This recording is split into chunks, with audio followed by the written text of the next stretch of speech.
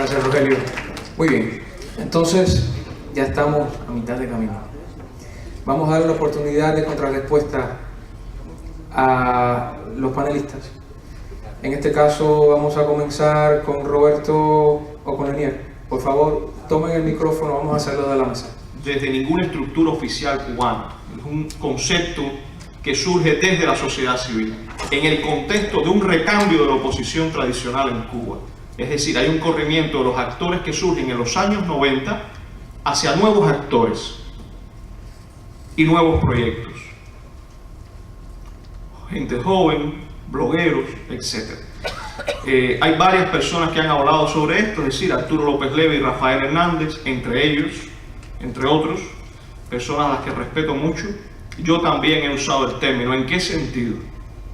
No en el sentido de no comprometerse con los cambios estructurales que el país necesita, pero sí en el sentido de reconstruir una confianza política con quienes hoy gobiernan Cuba.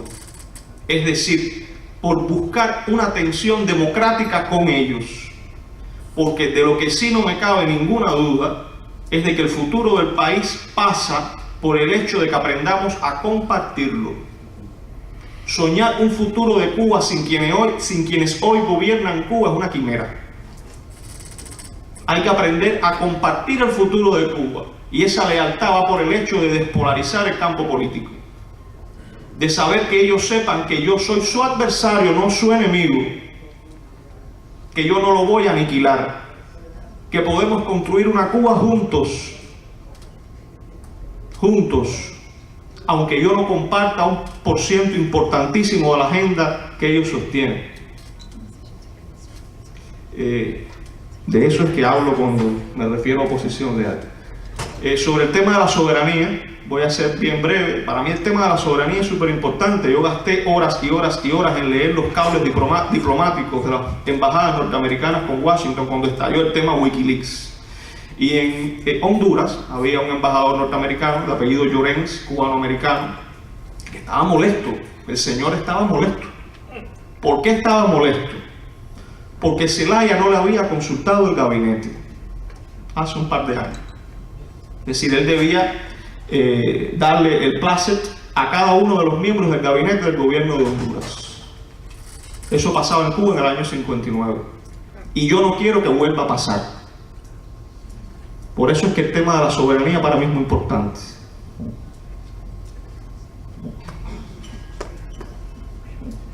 Yo voy a ser bien breve porque no puedo pasarme, no debo llegar a 2 minutos.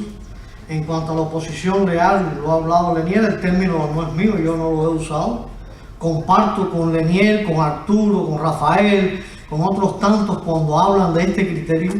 Me gustaría más decir una oposición honesta, una oposición de buena voluntad, porque no me estaría refiriendo solo a la oposición, me estaría refiriendo a todos los actores políticos, también al gobierno. Tenemos que aprender a comportarnos políticamente con honestidad, con buena voluntad.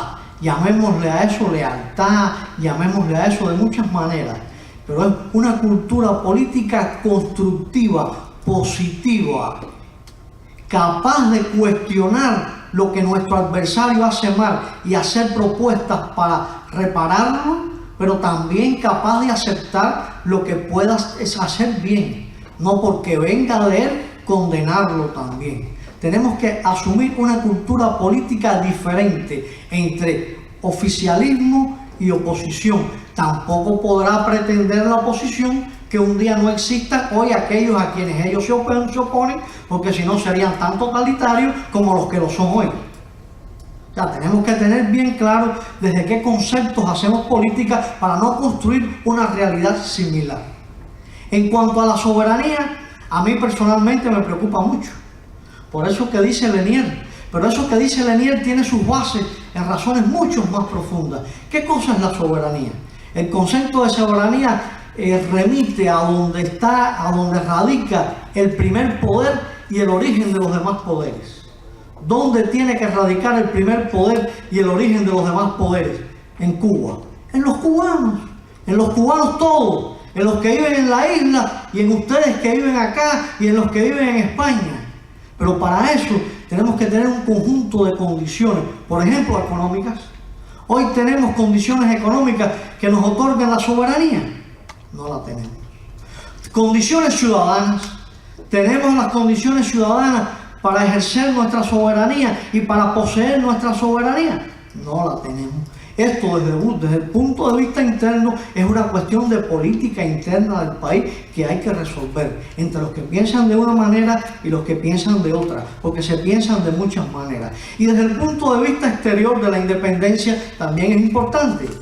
También es importante, lo reitero, Cuba tiene que continuar integrándose en el mundo, porque eso lo demanda la naturaleza humana y porque además lo necesita para crecer humanamente, económicamente, políticamente, culturalmente. Pero en el proceso de integración al mundo, junto a ese proceso de integración creciente, tiene que evolucionar la soberanía interna de los ciudadanos, desde el punto de vista político, desde el punto de vista cultural, desde el punto de vista económico, si no perdemos la posibilidad de conducir nuestro país. El país no cambiará sin una integración mayor al mundo y perdemos los destinos del país si no nos empoderamos. Y el empoderamiento es la soberanía. Por eso nos preocupa tanto la cuestión de la soberanía, porque tenemos que cambiar el país, porque tenemos que integrarlo al mundo, pero para ponerlo al servicio de Cuba y para poder tener mejores condiciones de servir también al resto del mundo. En eso consiste nuestra defensa de la soberanía.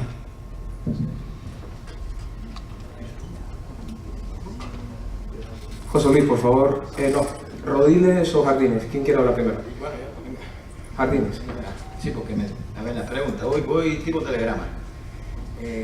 No han funcionado las reformas de Chaguacera. Es una frase que tú me atribuyes a mí y que yo tomé de ese foro que está ahí, porque si lo vas a traducir en mis términos, lo que no han funcionado en todo caso serían las maniobras. Y tendría que preguntarle a Raúl Castro, no a mí, si a él no han funcionado esas maniobras. Yo no acepto eso de reforma.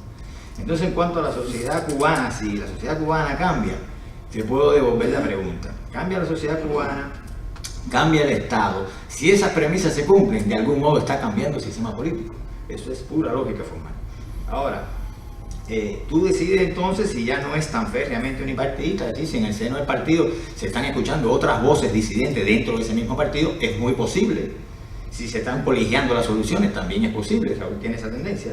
Si resulta difícil caracterizarlo como totalitario debido a que entre las posibilidades de apertura que está tratando de vender, hay algunas que ha materializado como la libertad de movimiento, que eso es un derecho humano universal. Bueno, pues lo ha cumplido. También si la dirección, como decía, pues también si se parece, digamos, realmente podemos decir que se parezca, que sea una copia de un socialismo de Estado de la época de la Guerra Fría, no lo es, porque está más cerca del concepto de socialismo del siglo XXI que han desarrollado. También está. Quiere decir que hay cambios en el sistema político. La paradoja se mantiene. Tu tesis no sería válida, porque entonces habría que reconocer que hay cambios de algún modo u otro en el sistema político. En eso consiste la paradoja, que no hay salida. Entonces, el futuro de la clase gobernante, una quimera, eso es una cosa que yo quería acotar de paso. A mí me parece que, ¿qué edad tiene la clase gobernante? Vamos a pensar en eso nada más. Entonces no es tan quimera, no es tanta quimera. Entonces vamos a seguir con el tema. Por lo tanto, el tema para el gobierno es la sucesión, debido a la edad. Eso es lo que preocupa, ¿no? Y entonces para mí, digamos, la fórmula sería la articulación de la clase media cubana. ¿Por qué entiendo clase media? ¿Por qué me dirijo hacia allá? En Cuba, la sociedad cubana está estratificada de una forma muy simple. Tiene una élite gobernante muy exclusiva, un gran bolsón en el medio y abajo toda una serie de gente que se está muriendo de hambre, que tiene salarios, que no tiene salario, que están desempleados, que son marginales, y entonces un gran bolsón medio. Es a ese sector intermedio hay que dirigir la vista con cierto sentido estratégico, porque ahí es donde se va a solucionar el problema de Cuba. Esos son los que van a dirigir el país, de ahí van a salir, no van a salir de la sucesión. Si es que queremos realmente reformar el sistema político, no va a salir de los herederos de Raúl Castro, o sea, no van a ser Mariela, ni el general Alejandro Castro Espín como él quiere. Yo no quiero eso para mí, ni para mis hijos. Entonces prefiero pensar en esa clase media cubana, que es la que siempre ha estado y ha interpretado los papeles decisivos en este sentido. y también articular ese concepto de clase media, recuperarlo.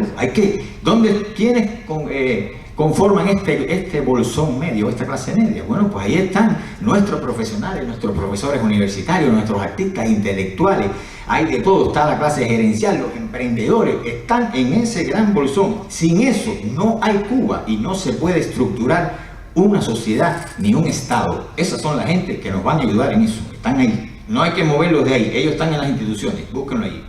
Entonces, articular esa clase media con la sociedad civil, el exilio y la oposición. Creo que la articulación de esos 4 factores es por donde están los tiros, ¿no? O por donde van los tiros.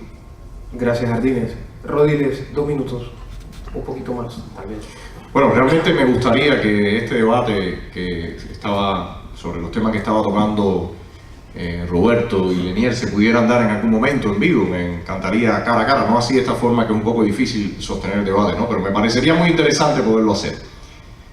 Con respecto a lo que se preguntaba sobre si están funcionando las reformas, me voy a referir a 3 puntos. Primero, los llamados cuentapropistas, en términos un poco, yo diría nano o microempresarios, porque realmente no son ni pequeños empresarios. ¿Por qué digo que desde mi perspectiva está fracasando en este momento esa iniciativa o esa transformación, como se le quiere llamar? Primero, porque creo que lo que está generando es un cinturón de economía informal. Está generando el clásico cinturón de economía informal que tenemos en toda América Latina o en el tercer mundo, donde se va de impuestos, aparte porque la política tributaria es un desastre, donde hay tráfico de mercancías y el mercado negro y el mercado paralelo es lo que abastece este sistema y cómo se maneja la dinámica. Y también porque no hay un marco legal que realmente sea razonable. Entonces, estos elementos los que están generando ese cinturón de economía informal que tenemos en muchos países del tercer mundo y que después, ¿a dónde van? Clientelismo político, tráfico de mercancías, piratería. Eso no se desarma en 2 días. Cualquiera que haya visitado la Ciudad de México sabe que hay lugares donde supuestamente algunos delegados o como se le llamen alcaldes han tratado de desarticular ese mercado ambulante, ese sector de la economía informal. Eso no se puede hacer de la noche a la mañana. Y sobre todo cuando se empieza a generar una red que se estructura de forma tal que después se convierte en una especie de sinergia con el poder político que va surgiendo. Entonces me preocupa mucho que mucha gente habla de este grupo como los nacientes pequeños empresarios, que se convertirían en pequeños y medianos empresarios, cuando desde mi perspectiva lo que tenemos enfrente es la creación de ese sector de la economía informal. Segundo, ¿por qué digo que están fracasando las supuestas reformas? Acaba de salir en un censo que el año pasado abandonaron Cuba más de 46.000 cubanos, la cifra mayor desde el éxodo de los balseros. 2012. Eso es una muestra clara de que están fracasando. El otro punto con respecto a la soberanía. Hace un tiempo me invitaron a una charla que había en la Casa de Prensa y Cultura de la CINA, y cuando salí había una periodista de la televisión cubana con un camarógrafo que cuando estaban al lado de mi carro, de mi lado ruso, y cuando iba a montarme, pues el camarógrafo muy nervioso para ponerle el micrófono a la cámara porque creía que yo me iba a ir, ¿no? Le digo, no hombre, tómese su tiempo y hablamos. Y una de las preguntas que me hacía era el anexionismo. Me decía, ¿qué crees tú del anexionismo? Y le dije, mira, yo creo que los americanos tienen que estar muy preocupados con el anexionismo. Porque si usted va del sur de la Florida hacia abajo, usted se encuentra carteles que dice se habla inglés. Entonces yo creo que los que tienen que estar preocupados son los americanos. Y es evidente que toda esta dinámica transnacional se está dando, no hay quien la pueda parar. Y yo creo que está hacia el favor de nosotros los latinoamericanos acá en Estados Unidos. Otra cosa que quería nada más decir, creo que tenemos que mirar a Cuba a mediano plazo para acabar con esta situación que tenemos. Hay que mirar a Cuba a mediano plazo. Muchas gracias. José Luis. Solo decir una pequeña palabra. Yo creo que cuando estamos pensando en formar un líder, debemos, y en este caso especial a los líderes emprendedores cubanos, debemos enseñar a pensar en grande. No a que piensen ni pequeño ni en medio, sino a que piensen en grande. Cuando piensen en grande, sientan en grande y actúen como grande, las trabas no van a ser obstáculos en su camino para que protesten por sus derechos y no pase lo que está pasando, que ahora está limitando que los emprendedores importen, venden lo que importen y todo el mundo se ha quedado como si nada. Y entonces una de las cosas para que las personas piensen en grande, tienen que tener una experiencia referente, tienen que ver un modelo donde las cosas funcionen. Y es una de las cosas que quiero hacer en los Estados Unidos, firmar en pequeños negocios tecnológicos, cómo funcionan los negocios, grabar DVD y intercambiar esa experiencia con los emprendedores en Cuba para que vean que no más Timbiriche, para que piensen de otra forma y para que actúen de otra forma y tengan un modelo referente, no piensen pequeño. Muchas gracias. Gracias. Manuel.